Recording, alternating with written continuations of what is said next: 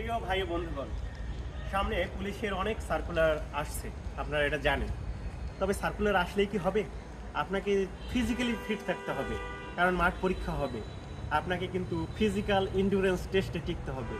তো এই ইন্ডুরেন্স টেস্টে টিকতে হলে আপনাকে দৌড়ে পারতে হবে, 1600 মিটার দৌড়াতে হবে, মেয়েদের প্রায় 1000 মিটার দৌড়াতে হবে।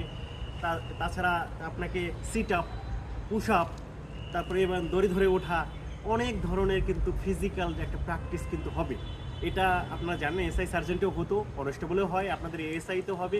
তো এই ফিজিক্যালি যদি ফিট আপনি এখন না থাকেন, তাহলে আপনি যতই মনে করেন পুলিশ হব বলেন, আপনি কিন্তু পুলিশ হতে পারবেন না। তাই ফিজিক্যালি ফিট আপনাকে থাকতে হবে, কম্পিউটারে দক্ষ হতে হবে, পড়াশোনা করতে হবে, লিখিত পরীক্ষায় আপনার প্রস্তুতি নিতে হবে।